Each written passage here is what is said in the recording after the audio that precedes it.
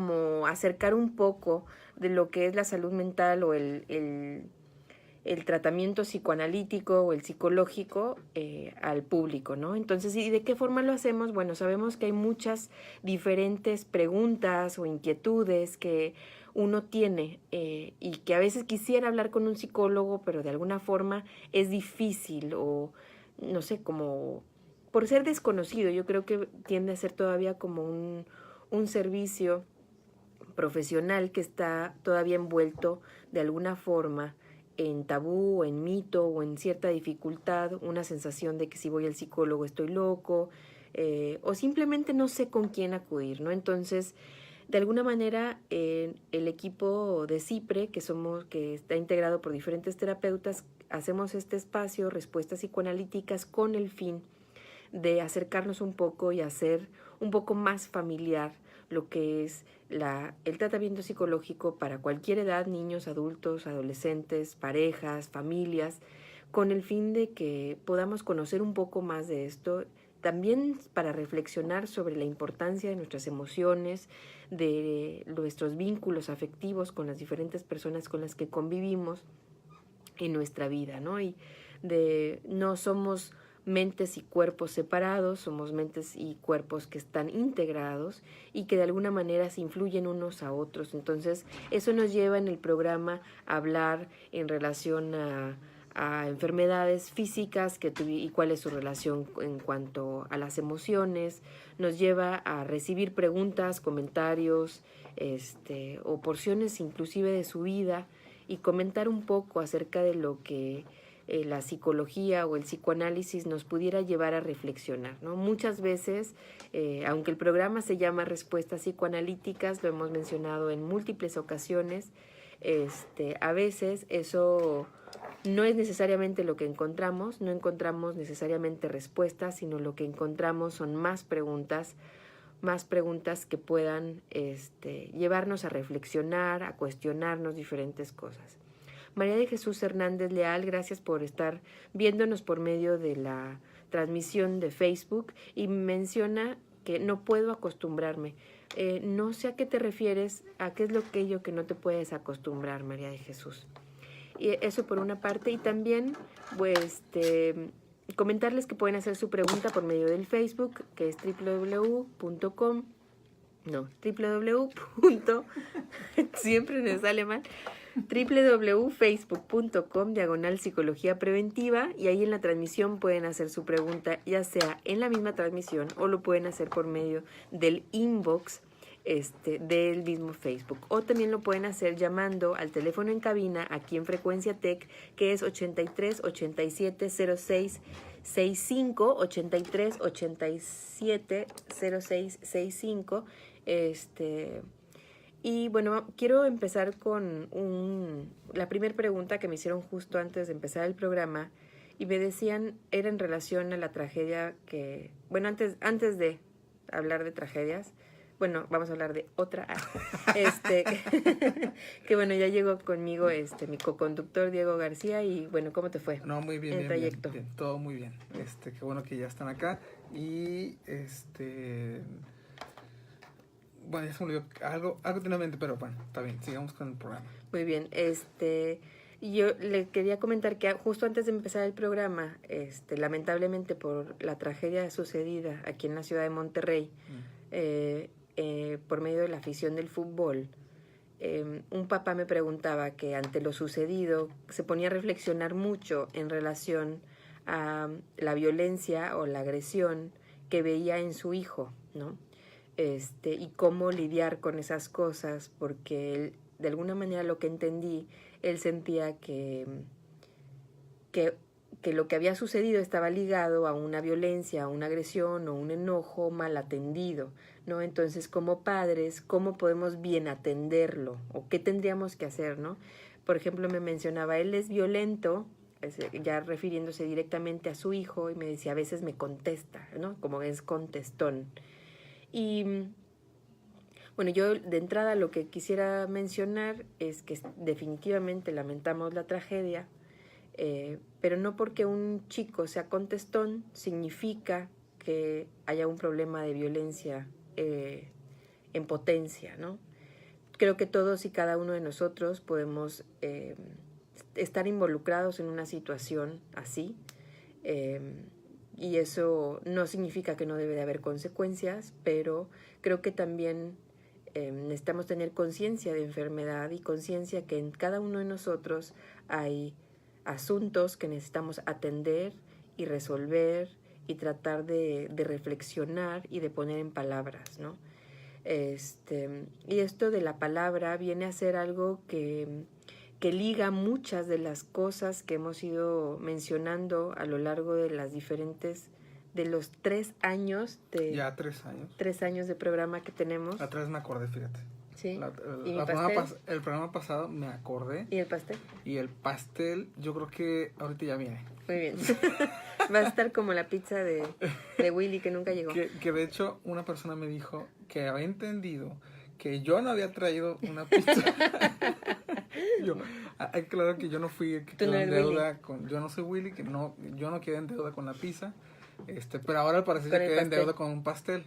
Entonces está bien, de 3 años de respuestas psicoanalíticas. Sí, pero bueno, a lo largo de los 3 años creo que una de las cosas que podemos decir que hemos hecho énfasis, pero que al mismo tiempo no lo hacemos nosotros propiamente, sino es el mismo psicoanálisis y muchos de los diferentes autores que comprenden como todo el marco teórico, todas las aportaciones teóricas y técnicas del psicoanálisis, la palabra y poner las cosas en palabra es importantísimo. Y no quiero sonar como poeta, ¿no? Como hay que poner las cosas en palabra.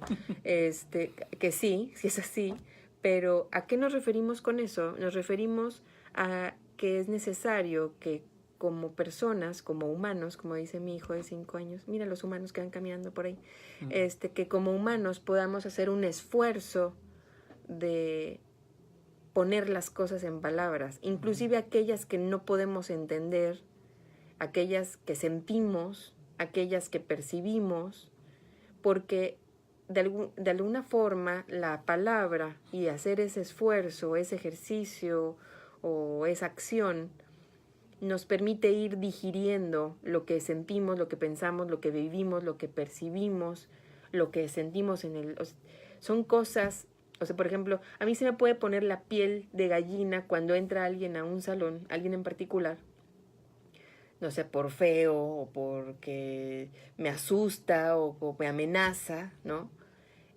Pero si yo no pongo en palabras eso, de que, mira, qué curioso, se me puso la piel de gallina justo cuando percibí tal cosa, tal vez no llego a registrar que eso sucedió y no llego a registrar que había una amenaza que una parte de mí percibió y por lo tanto no la atiendo. Sí, y esto que, aunque parezca como muy común hoy en día, estaba revisando una de las cosas que más vemos aquí de psicoanálisis, y Freud hablaba sobre justamente la importancia de poder decir así tal cual, poner palabra a los afectos. Y me hace pensar que entonces cuando él escribió en 1895, eso no estaba claro si no en la lo sociedad. Está ahorita. Si no lo está ahorita. O sea que todavía hay como cierta resistencia a veces a hablar de lo que uno siente. En ese entonces era como nuevo. Y hoy en día vemos que todavía es difícil. Esto de que dice lo que dice tu amigo sobre si es o no violencia. Una cosa es que un adolescente pueda, no sé si es adolescente, ¿sí dijiste que era adolescente? Sí. Creo que es preadolescente. Preadolescente que pueda ser escuchado en esa demanda o en esa agresión que él tiene, que tampoco vamos a decir que se van a permitir todas, pero sí que pueda ser escuchado. Es que ahí creo que es importante que se permita hablar las cosas, no importando qué, ¿no? Y hay prohibiciones en cuanto a tal vez las formas, ¿no? Como los tonos o las groserías. Olga López hace una pregunta en relación muy vinculada a esto. Dice, ¿cómo manejar la ira de nuestros hijos sin causarles más este sentimiento? Y fíjate que yo coincido con Olga, realmente es muy complicado porque tú ves que tu hijo le está pegando a tu hija y lo que haces es gritarle, ¿no? Entonces, ¿cómo le haces con eso? O le dices, no hagas eso, ¿no? O no lo digas así. O como la persona que nos mencionaba que su hijo era contestón, O sea, el hijo contesta y la respuesta Inmediata casi, ¿no? inmediata es como, a mí tú, ¿no? O sea, a mí no me vienes a hablar así y se te va, no sé. Sí, es que O sea, la respuesta es una amenaza. También provoca, pero como justamente dices, entonces realmente lo que es amenaza al vínculo incluso no solamente de los hermanos que están peleando Y a por vínculo ejemplo, te refieres a la relación. a la relación también de la madre con el hijo y se vuelve como algo normal que así se acaban los problemas, ¿no? O así se acallan. Entre comillas. Entre comillas. Porque, entre comillotas, porque lo que estamos diciendo es que se ponga en palabras, no que se apague o que se suprima, ¿no? Lo que se está buscando es que tratar de expresar las cosas lo más completa, ambivalente, contradictoria, inclusive,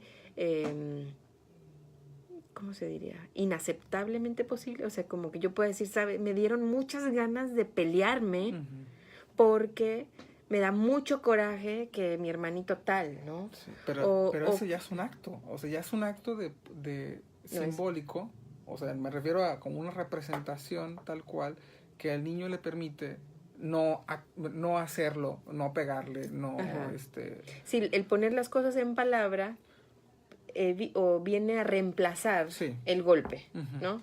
Entonces, así también nosotros como padres, si pudiéramos llegar a poner las cosas en palabras, como decirle, hijo mío, me estoy dando cuenta que estás enojado, me lo estás, la forma en la cual me estás hablando me molesta un poco, entiendo que estés enojado y me gustaría que me explicaras más por qué, ¿no? O inclusive que el papá pudiera hablar de lo que él siente, ¿no? O sea, percibo que estás enojado, la forma que me estás hablando me está haciendo enojarme más y yo sí quiero escucharte, pero cuando me gritas no me dan nada de ganas de escucharte. Pudieras decírmelo de otra forma, ¿no? Entonces, de alguna manera eso es como traducir nuestra reacción, o como sí, nuestra reacción que sería como, a mí no me hablas así, sí, ¿no? Y eso es difícil tanto para los adolescentes o los niños, tanto para el adulto también, por supuesto. Es difícil porque no estamos tal vez acostumbrados a hacerlo, entonces también es una cuestión de ponerse a pensar cómo estamos reaccionando ante esas situaciones de nuestros hijos que también pueden generar la misma violencia o el mismo enojo o ira, como quieran llamarlo, que tratamos de amortiguar o de apaciguar, ¿no?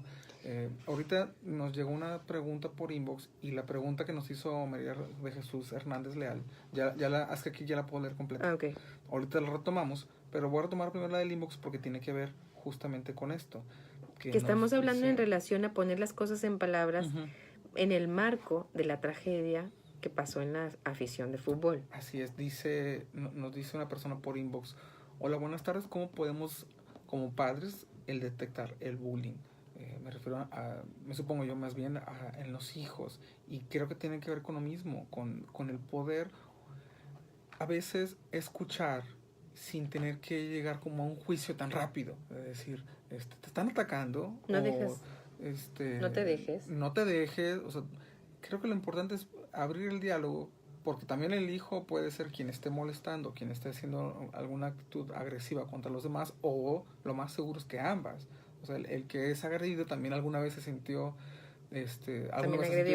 agredió, y el que agrede muy probablemente también alguna vez se sintió agredido. Incluso, retomando un poquito lo que decimos ahorita, en la misma familia.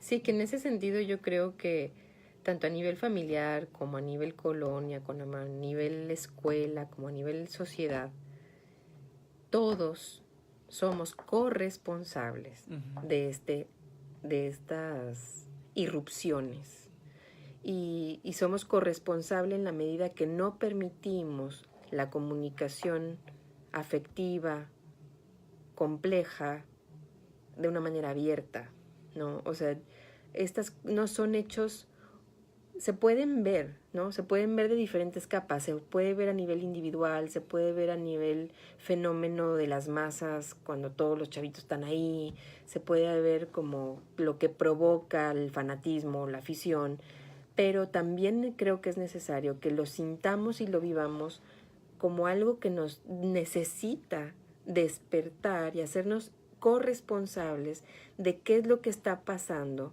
en nuestra sociedad, en nuestra ciudad, en nuestra colonia, en nuestra escuela, en nuestro trabajo. Y tanto lo que es de esta tragedia, como el suicidio de hace unas semanas, como el tiroteo escolar de la semana del año pasado, todos esos son sacudidas que tendría que llevarnos a preguntarnos qué es lo que nos está pasando. No a ellos, no apuntar, ¿no? Apuntar no va a ser más que provocar más. Como enfocar, es enfocar y proyectar que toda la maldad está en otro lado, no está en mí. Otro lado, en un grupo de personas, en un acto incluso, nada más de que Sí, duró un tiempo y que no nos deja pensar nuestra propia agresión. Exacto. Nuestra propia violencia. Y todos tenemos agresión, todos tenemos violencia, todos tenemos ganas de repente de ahorcar a otro. Espero que no llegue la policía por mí, que acabo de confesar. O sea, pero todos tenemos, pues somos seres humanos, ¿no? Y tenemos estos impulsos destructivos, pero ¿qué hacemos con los impulsos destructivos? Que a fin de cuentas creo que alrededor de eso, las diferentes preguntas que están llegando, ponerlo en palabras. Pero no nada más importa la palabra que yo utilizo para poner, sí, no nada más importa el que yo lo ponga en palabras, también importa mucho la escucha que alguien le da a esa puesta en palabras. Sí, o sea, a mí me hace pensar en ese suceso en particular, o sea, cómo fue que estas personas llegaron a entender que eso puede ser, que eso lo puede ser otro ser humano. ¿Qué familias los arropó para decir, esto que tú estás haciendo, pues puede ser malo, pero si lo haces, puedes no tener una consecuencia? ¿En qué colonia, en qué sociedad? Y eso va como que siéndose más grande, nosotros, ¿no? O sea, ya llega hasta nosotros diciendo, yo me preguntaba, por ejemplo, tantas personas que grabaron, y nadie se acercó realmente a hacer algo, ¿no? O sea, hasta que acabó el suceso, ya fue cuando muchas personas ya fueron a ver qué estaba pasando, ¿no? Pero incluso como con esta frialdad de poder grabar a alguien que está siendo golpeado y no hacer nada. Yo creo que está relacionado a eso, a que sentimos que son ellos, no que somos nosotros. Sí. O sea, es nuestra ciudad, son nuestros hijos, son nuestros jóvenes, somos nosotros mismos. Y yo lo que me quedaba pensando es en esto de no permitir la agresión. Bueno, es importante no permitir la agresión tal cual, pero no aceptar que la agresión está dentro de mí. ¿Cuántas veces no hemos escuchado, no digas eso? No te expreses así o sea, es que lo odio, no debes de odiar, ¿no?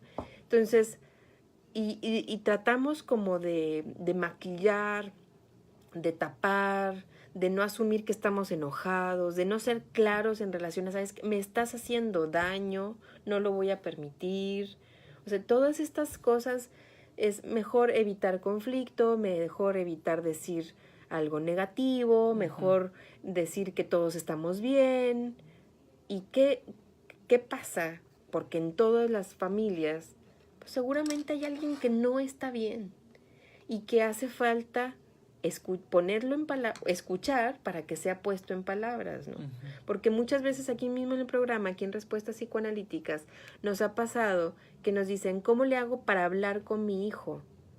Pero muy pocas veces nos han dicho, ¿y cómo le hago para escuchar a mi hijo? ¿No? O sea, es como, pues el hijo puede escuchar tu ña, ña, ña, ña, ña, ña, ña, ña, ña, ¿no? Como la maestra de Charlie Brown, ¿no? O sea, pero... Y sí es importante, por supuesto, muchas cosas queremos transmitirles y enseñarles a nuestros hijos, pero necesita haber un vínculo de comunicación en donde ambos se sientan escuchados y con la apertura a poder hablar. Sí, y muchos padres se sorprenden incluso cuando dejan hablar a los niños y los empiezan a escuchar las cosas que ellos saben, las cosas que perciben, las cosas que se dan cuenta, que entienden, y es como, caray, o sea, no es volviendo otra vez a muchos descubrimientos de Freud, o sea, el niño no es un adulto chiquito, es realmente alguien que puede escuchar y comprende muchas cosas que pensamos que no lo es y así es. O sea, tiene un entendimiento distinto, pero sí entiende todo. Pero entiende que algo está pasando. Incluso cuando los padres tienen alguna discusión, los niños de alguna manera u otra saben algo, ¿no? Sobre eso. Tal vez, yo creo que inclusive a veces saben más sí. que los propios padres, ¿no? Sí, tienen como un saber distinto. Sí, luego, o sea, los papás se están peleando y los niños tienen pesadillas, ¿no? O sea, de alguna manera están traduciendo esa información y se están viendo afectados o impactados por ella y están haciendo un esfuerzo de procesarlo. Y no es que sea mágico, es que no es que sean magos ni nada, sino simplemente el ser humano percibe de muchas maneras.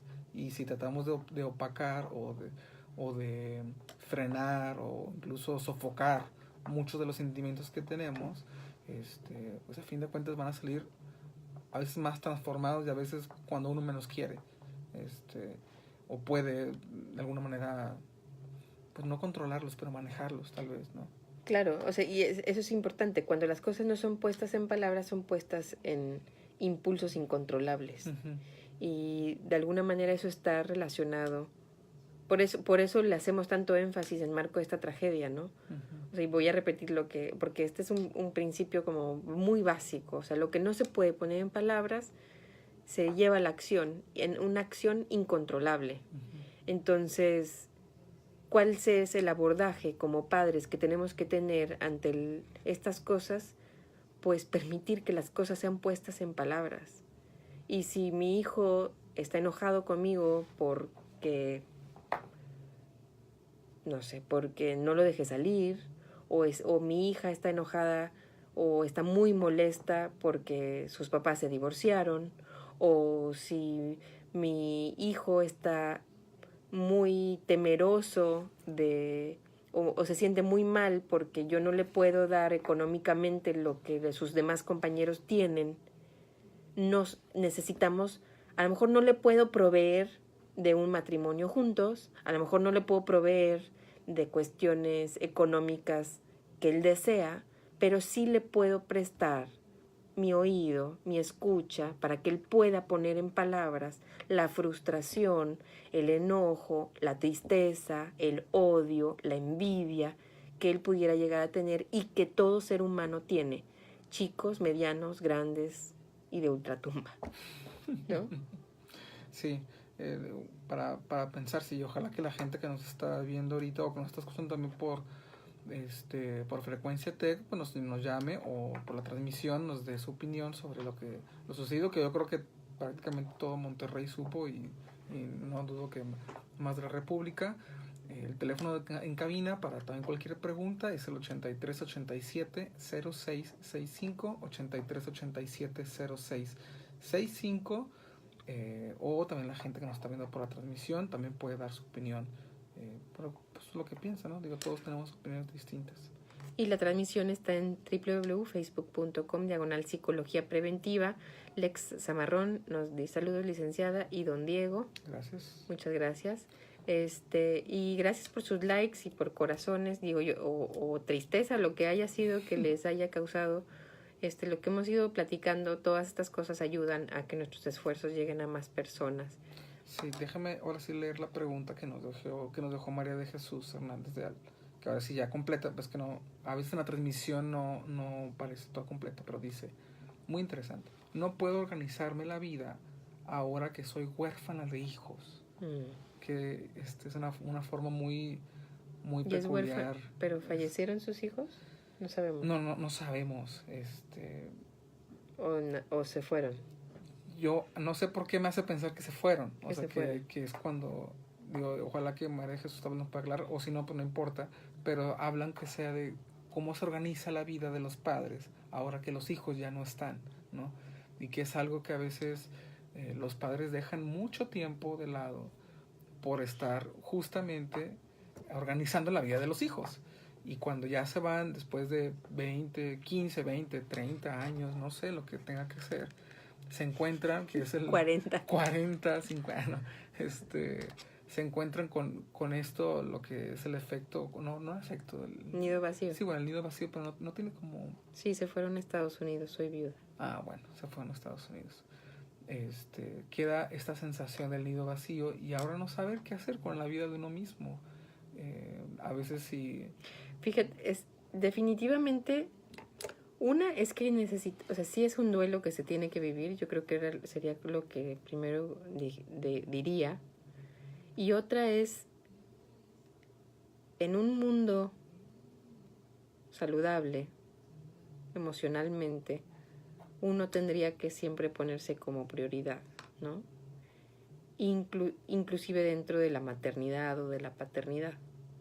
Y de esa manera enseñarle a nuestros hijos a que ellos también hagan lo mismo.